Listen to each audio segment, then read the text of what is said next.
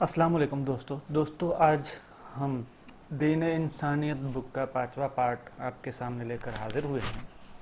आज का जो पार्ट है उसमें हम जिस इश्यू को या जिस मौजू को या जिस मजमून को डिस्कस करने वाले हैं उसका नाम है या उसका हेडिंग है नसीहत या तायीब। नसीहत माने एक नसीहत है, आप आराम से समझ गए होंगे कि किसी को हिदायत नसीहत करना, किसी को समझाना।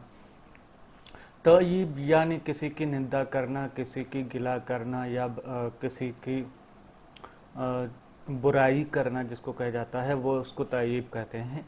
तो आज हम इन दो चीज़ों को आपके सामने डिस्कस करेंगे जो जिस मजमून को मौलाना वहीदुद्दीन खान साहब ने अपनी किताब में जगह दिया या बहुत खूबसूरती से लिखा है या समझाया है। इन दोनों, एक जो नेकी है और एक जो ऐब है, उनको बराबरी से अच्छी तरह से समझाया है, बराबर से समझाया है। तो हम उसको आज देखेंगे और आपके सामने रखेंगे। तो आइए शुरू करते हैं दोस्तों आज का पार्ट 5। कुरान में हक के दाइयों के लिए नुसह और नासह के अल्फाज आए हैं। इससे मालूम होता है कि दाई का कलाम नसीहत का कलाम होता है, यानी इसके लिखने या बोलने का मुहर्रिक सिर्फ इस्लाह और खैर ख्वाही होता है। इसके सिवा कोई भी दूसरा मुहर्रिक नहीं होता जिसके तहत वो दूसरों के बारे में बोलने या दूसरों के ऊपर कलम उठाएं। नासे का कलाम जिम्मेदारी के और इखलास के तहत निकलता है और बोलने से पहले सोचता है और लिखने से पहले तहकीक करता है। इसका जज्बा ये होता है कि अगर मैं खामोश रहा तो मैं खुदा के यहाँ पकड़ा जाऊँगा। वो शोहरत या इजहार ख्वाहिश या किसी दुनियावी फ़ायदे के लिए नहीं बोलता, वो सिर्फ इसलिए बोलता है कि वह महसूस करता है कि बोलना उसके लिए एक फरीज़े की हैसियत अख्तियार कर चुका है। वो जिसके बारे में बोलता है उसके हक में ऐन उसी वक्त वो दिल से दुआ भी कर रहा होता है। उसके बरअक्स लिखने और बोलने की दूसरी सूरत वो है जिसको ऐबजोई या तनकीस कहा जाता है। कुरान में है, ये जो आयत है ये सूरे हामीम सजदा की 26वीं आयत है। इस आयत में गवाफी के जो तशरीह है हज़रत अब्दुल्ला बिन अब्बास रज़ियल्लाहु ताला अन्हु की है कि ऐबों यानी इस पर ऐब लगाओ, उसको दूसरों की नज़र में बुरा बताओ कि लोग भड़क कर उससे दूर हो जाएं।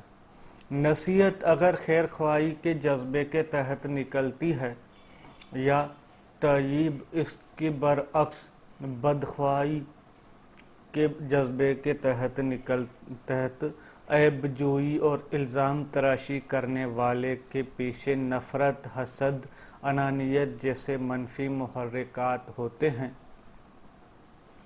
इसका मकसद दूसरे की इस्लाह करना नहीं होता बल्कि दूसरे को घिराना और उसको बेवक़ात करना होता है। नसीहत न सिर्फ जायज़ है बल्कि वो कार सवाब है और उसके बिलमुकाबले में तायीब व तनकीस यकीनी तौर पर हराम है और वो सिर्फ आदमी के जुर्म में इजाफा करने वाली है। नसीहत सेहतमंद मुआशरे की अलामत है और तायीब सिर्फ बीमार मुआशरे की अलामत है। जिस मुआशरे में नसीहत की फ़ज़ा हो वहाँ लोग एक दूसरे को अपना समझेंगे, लोगों के दरमियान एतमाद की फ़ज़ा होगी, लोगों के दिलों में एक दूसरे के लिए इज़्ज़त व मोहब्बत के जज्बात होंगे। कोई किसी को गैर नहीं समझेगा, कोई किसी को शक की निगाह से नहीं देखेगा, कोई किसी को इस्तेहसाल करने की कोशिश नहीं करेगा। मज़ीद ये कि ऐसे माहौल में जब एक आदमी दूसरे आदमी के ख़िलाफ़ कोई तनक़ीसी बात کہے گا تو سننے والا اس کو اپنے لیے وقار کا مسئلہ نہیں بنائے گا بلکہ اس کو ایک سادہ بات کے طور پر سنے گا۔ اس طرح یہ ممکن ہوگا کہ دونوں کے درمیان کھلی گفتگو اور دونوں اپنی ذات کو الگ کر کے خالص حق تک پہنچنے کی کوشش کریں گے، اور پھر جو بات درست ہو اس کو بخوشی قبول کر لے۔ اس کے برعکس تعیب یا عیب جوئی کے انداز میں صرف نقصان ہی نقصان ہے۔ عیب جوئی کرنے والے کی بات کو سن کر اگر دوسرا آدمی بھڑک اٹھے تو دونوں میں لڑائی شروع ہو جائے گی، جو تمام برائیوں میں سب سے زیادہ سنگین برائی ہے۔ اور اگر بالفرض سننے والا متحمل مزاج ہے اور وہ اپنے خلاف عیب جوئی کو سن کر خاموش رہ جاتا ہے، تب بھی وہ نقصان سے خالی نہیں۔ عدل کی اول یہ کہ عیب لگانے والے نے اپنا وقت ضائع کیا، وہ اپنے اس وقت کو کسی صحت مند کام میں استعمال کر سکتا تھا۔ دوسرا یہ کہ معاشرے کے اندر یہ بری روایت قائم ہوگی کہ ایک دوسرے کے خلاف بے بنیاد الزامات تراشی کی جا سکتی ہے۔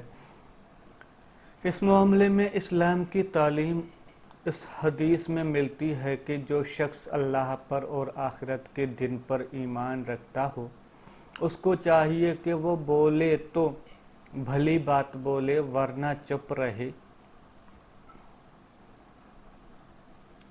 قول خیر وہ ہے جو ثابت شدہ حقیقت پر مبنی ہو، جس سے کوئی تعمیری فائدہ و مقصود ہو، جو تمام تر اظہار حق کے جذبے کے تحت نکلا ہو، جو اصلاً خدا کے لیے ہو نہ کہ کسی انسان کے لیے، جو آدمی سنجیدہ ہو، جو اللہ سے ڈرتا ہو۔ اس کے دماغ میں جب کوئی بات آتی ہے تو وہ بولنے سے پہلے سوچتا ہے۔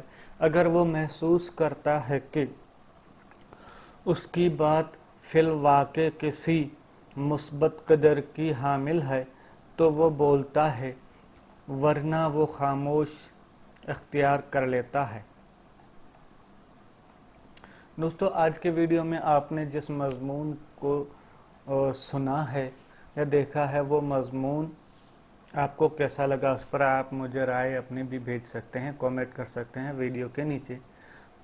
تو آج کے ویڈیو میں بس اتنا، پھر ایک نئے ویڈیو کے ساتھ حاضر ہوں گے، تب تک دیجیے اجازت۔ اللہ حافظ۔